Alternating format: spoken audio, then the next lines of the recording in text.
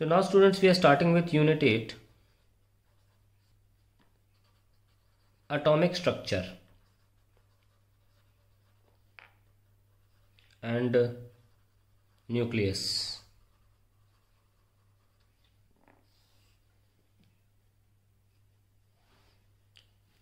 इस यूनिट का वेटेज इस साल बढ़ा दिया गया है, 8 नंबर कर दिया गया है। पहले कभी भी 8 नहीं था इसका वेटेज, यानी कि इसकी काफ़ी अहमियत है। ऊपर से at the same time unit 2 current electricity का वेटेज बहुत बुरी तरह गिरा भी दिया गया है। हमेशा वो 8 नंबर की आया करती थी या 7 नंबर की, इस बार शायद 3 से 4 नंबर की ही आएगी। मेजॉरिटी इस यूनिट को अब इम्पोर्टेंट माने अब, है ना। हमेशा से मैं बोलता आया हूँ कि unit 1, unit 2, unit 3, unit 4, unit 6 important होती है, लेकिन इस साल मैं मानूंगा कि unit 1, unit 3, unit 4, unit 6 and unit 8 are very important. Unit 7 4 number की है, इसलिए इसको इतना इंपॉर्टेंट नहीं बोलता हूँ, लेकिन समझने में, अंडरस्टैंडिंग में मेरे हिसाब से यूनिट 7 सबसे ज़्यादा कॉम्प्लेक्स है। एनीवेज लेट्स स्टार्ट विथ जो अभी ख़त्म करी हमने, डुअल नेचर, सबसे ज़्यादा कॉम्प्लेक्स मुझे लगता है। अभी हम स्टार्ट करते हैं एटॉमिक स्ट्रक्चर। थोड़ा सा हिस्ट्री में जाएंगे इसमें, क्योंकि बहुत लोगों ने इसमें अपने अपने थॉट्स दिए और धीरे धीरे कहानी आगे बढ़ी है इसमें। थोड़ा सा हिस्ट्री में जाने के बाद, अलग अलग लोगों के मॉडल्स की बात करने के बाद फिर हम मुद्दे पर आएंगे। सबसे पहला मॉडल जो थोड़ा बहुत जो सही मॉडल था, स्टार्टिंग में जो दिया, सही तो नहीं था मतलब, तो स्टार्टिंग में आया था सबसे पहले, वो था डाल्टन्स एटॉमिक थ्योरी।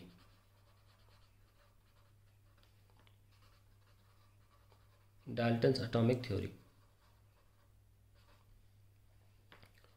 इन्होंने कहा, पहली बात इन्होंने बोली, all chemical elements are composed of tiny particles called atoms.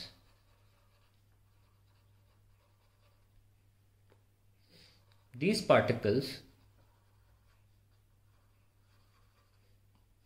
अब यहाँ मैं अंडरलाइन कर रहा हूँ क्योंकि ये एक बात गलत थी इनकी, cannot B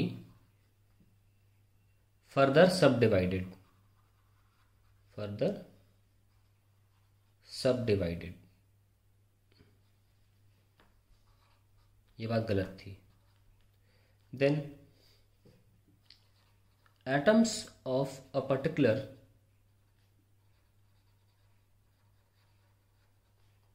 element resemble one another and atoms of different element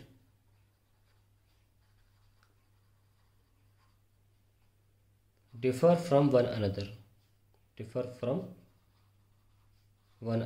दूसरा पॉइंट भी गलत साबित हुआ, वन अनदर। तो ये स्टार्टिंग में तो इस थ्योरी को कोई खारिज नहीं कर रहा था, काफ़ी लंबी चली थी ये, काफ़ी टाइम तक। फिर उसके बाद इसकी जगह पर और भी थ्योरीज आई। डाल्टन के बाद थोड़ी बहुत थ्योरी, जो पॉइंट्स देने वाले जो साइंटिस्ट थे, उनका नाम था प्राउड्स थ्योरी। लेट अस सी उन्होंने क्या बोला। He said that all the elements are made up of hydrogen atoms.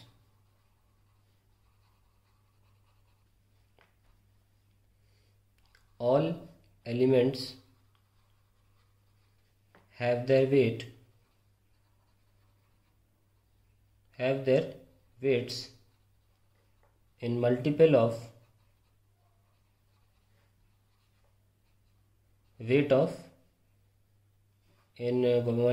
multiples of weight of hydrogen atom.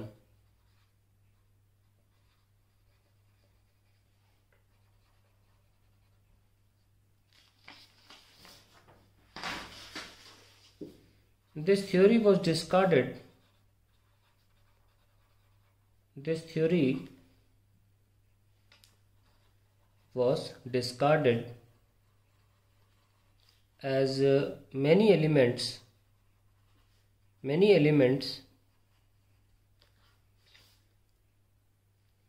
were found to have their weights in fraction।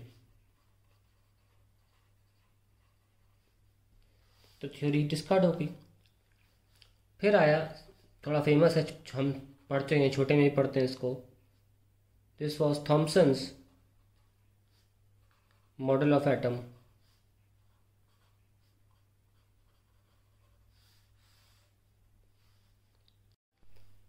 He gave the plum pudding model. He gave the famous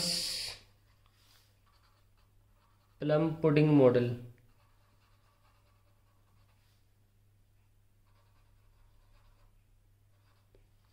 इनका ये कहना था that atom is of radius 10⁻⁻10 meter with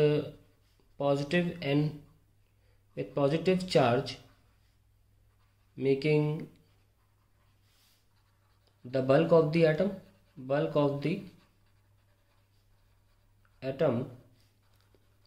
and the electrons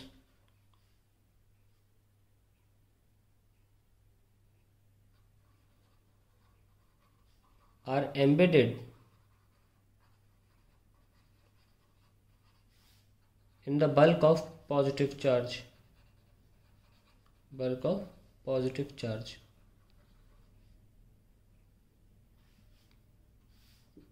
ये भी बात बोली कि every atom is electrically neutral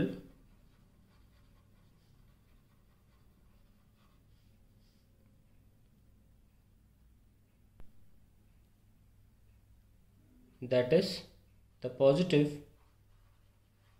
and negative charge are equal in magnitude।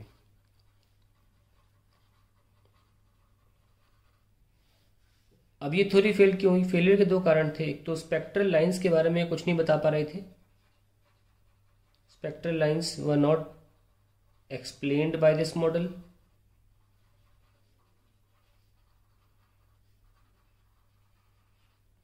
और दूसरा, the model could not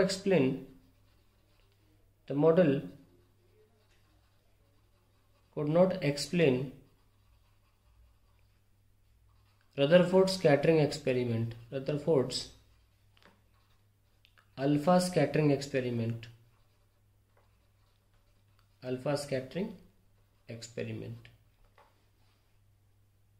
तो ये थ्योरी भी खारिज हो गई। फाइनली अब रदरफोर्ड का मॉडल आएगा जो कि 50-60% ठीक था। उसके बाद आगे भी उसमें कुछ और भी गलतियां थी, लेकिन फिर रदरफोर्ड मॉडल के बारे में बात करते हैं। ये तो 3 हमने बता दी जो काफ़ी प्राचीन काल में बताए गए थे और ये गलत साबित हुए।